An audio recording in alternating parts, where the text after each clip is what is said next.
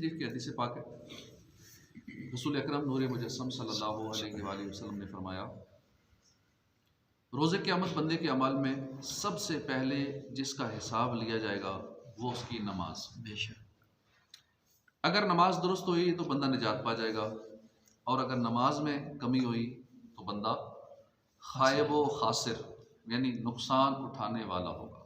पहले इम्तिहान में जो फेल हो गया नमाज वाले में ही, तो फिर अगर उसके फ़राइज़ में कुछ कमी हुई, अल्लाह पाक फरमाएगा इसकी कुछ नफली इबादतें चेक करो, हो सकता है वहाँ से ये कमी पूरी हो जाए। अगर उसके पास नफल इबादत हुई तो उसके ज़रिए फ़राइज़ की कमी पूरी कर दी जाएगी। इसी तरह तमाम अमाल का हिसाब लिया जाएगा। हम गुनाहगार बंदे, कमी कोताहियाँ किससे नहीं होती? हमारी इबादत नाकिस, नमाजें नाकिस, सारी चीज़ें नाकिस हैं। हमारी तो हालत यह है कि सर सजदे में रख कर ज़ुबान से सुबहान रब्बियल आला पढ़ते हैं, और इस दौरान भी ख्यालात ना जाने कहाँ कहाँ होते हैं। कहा था डॉक्टर इकबाल ने, मैं जो सर बसजदा हुआ कभी तो ज़मीन से आने लगी सदा, तेरा दिल तो है सनम आशना, तुझे क्या मिलेगा नमाज में। तो सर सजदे में होता है, ख्यालात कहीं और होते हैं। हम लोग नाकिस हैं, हमसे कमियां रह जाती हैं। खुदा न खास्ता अल्लाह ना करे रोज़े क़यामत इन कमियों कोताहियों पर पकड़ हो गई और इनको पूरा करने के लिए हमारे पास नफल इबादत भी ना हुई, तो गौर फरमाइए हम क्या करेंगे। रास्ते में गाड़ी पंचर हो जाए, एक स्टेपनी साथ रखते हैं उस निज़ाम चलाने के लिए, वो भी नहीं हमारे पास अगर हो, क्या होगा। वहाँ मैदान माशर में किस तरह इन कमियों को पूरी करेंगे। इसलिए आज मौका है, वक्त को गनीमत जानिए और फ़राइज़ के साथ साथ नफल इबादत का भी ज़हन बनाइए, ताकि फ़राइज़ में जब हिसाब किताब हो, कमियाँ रह जाएँ, तो उस टाइम हमारी ये नफली इबादत, नफल ज़िक्र व अज़कार, तिलावत, नफली रोज़े, ये सारी चीज़ें हमारी उस कमी को पूरा करके हमें जन्नत की तरफ ले जाए। अब रजब का महीना हो चुका है शुरू, चांद जी कल बता दिया, इबादत का महीना है, ये समझो इबादत का सीज़न। आज पहली चांद, बीज बोने का महीना कहा गया हदीस पाक में, बीज बोने का।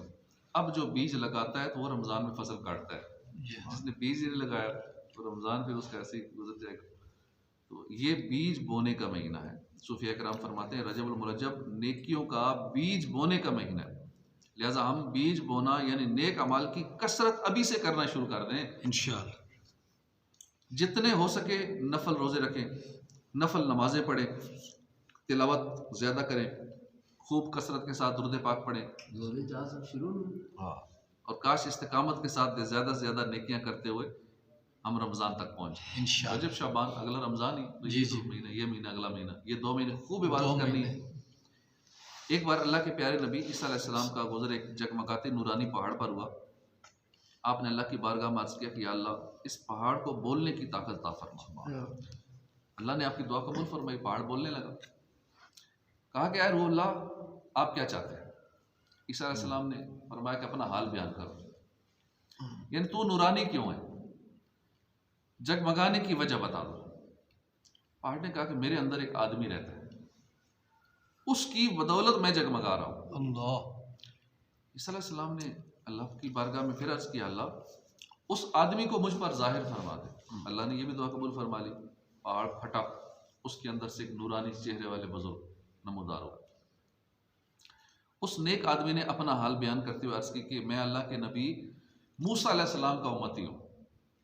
मैंने अल्लाह पाक से दुआ की हुई है कि वो मुझे अपने प्यारे और आखिरी नबी मोहम्मद अरबी सल्लल्लाहु अलैहि वसल्लम की बेसत मुबारक तक जिंदा रखे, सुभान अल्लाह, ताकि मैं उनकी ज़ियारत भी करूँ और उनका उम्मती बनने का भी शर्फ हासिल करूँ। अल्हम्दुलिल्लाह मैं उस वक्त से इस पहाड़ के अंदर हूँ और यहाँ मैं इबादत कर रहा हूँ। ईसा अलैहिस्सलाम ने उस नेक आदमी की गुफ्तगू सुनी, अल्लाह की बारगाह में अर्ज़ किया अल्लाह क्या पूरे रूए ज़मीन पर इस आदमी से बढ़ के भी कोई तेरे यहाँ इज़्ज़त वाला है कि कब से है और कब तक इस पहाड़ में रहेगा और इतनी इबादत कर रहे हैं मुसलसल पहाड़ के अंदर, कोई और ही बंदा है इस तरह का इज़्ज़तदार तेरे यहाँ? अल्लाह पाक ने फरमाया ए ईसा अलैहिस्सलाम, उम्मत मोहम्मदी में से जो रजब का एक रोज़ा रख ले अल्लाह, वो मेरे नज़दीक इससे ज़्यादा मुकर्रम। सुभान अल्लाह। एक बंदा ईसा अलैहिस्सलाम से लेकर हुजूर के ज़माने तक बहुत बड़ा गैप आता है बीच में, बहुत बड़ा ज़माना है, इतना अरसा पहाड़ के अंदर इबादत कर रहा है, और उससे ज़्यादा सवाब या अल्लाह के यहाँ इज़्ज़त वाला वो है जो एक रोज़ा रख ले। नबी पाक रजब में जो एक भी रोज़ा न रखे मुसलमान, कैसी महरूमी है। यानी आप सल्लल्लाहु अलैहि वसल्लम का उम्मती। हाँ, उम्मती भी होने का शर्फ नसीब होगा और हुजूर की ज़ियारत के लिए, तो कितनी बड़ी यही फजीलत है। तो एक रोज़ा तो इस महीने में रख लेना चाहिए इंशाअल्लाह। रजब। दो की भी तौफीक दे। हुर्मत वाला नहीं, जब रखना शुरू करके ऐसा मज़ा आएगा फिर तो बंदा रखते ही रहता है। एक दफ़ा शुरू करना मुश्किल होता है, रूटीन बन जाए तो फिर आसान हो जाता है। रजब हुर्मत वाला महीना है, इसमें खूब इबादत कीजिए। सहाबा कराम रजब में उम्रा करना पसंद फरमाते थे, लिहाजा जिससे हो सके उम्रा कर ले। अल्लाह का महीना है, यानी रजब शरीफ अल्लाह के प्यारे रसूल रसूल मकबूल सल्लल्लाहु अलैहि वसल्लम के मुबारक शहर मदीना मुनव्वरा में गुजारना नसीब हो जाए। आमीन। बुज़ुर्गों का मामूल रहा कि जब रजब अल्लाह में फ़ौजशुदा मुसलमानों को कसरत से इसाले सवाब करते थे, इस महीने में कसरत से इसाले सवाब करते थे। इसाले सवाब तो पूरा साल ही कर सकते हैं, लेकिन रजब में ख़ास एहतमाम फरमाते थे। खुसूसन रजब में इमाम जाफ़र सादिक़ के इसाले सवाब के लिए कुंडों का एहतमाम किया जाता है। उमूमन लोग 21 रजब को कुंडों का ख़त्म दिलवाते हैं, ये भी जायज़ है। अलबत्ता असल में कुंडों का ख़त्म 15 रजब को बनता है, क्योंकि इमाम जाफ़र सादिक़ के विसाल के मुतालिक 15 रजब का कौल किया गया। इसी तरह रजब में नफल नमाज़ों की भी कसरत करनी चाहिए।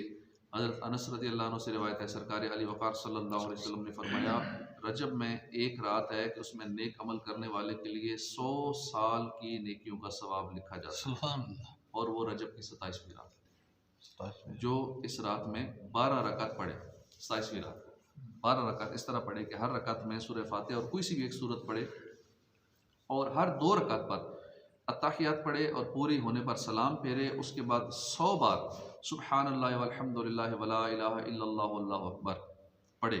100 बार इस्तिग़फ़ार पढ़े, मसलन अस्तग़फ़िरुल्लाह अस्तग़फ़िरुल्लाह ये पढ़े।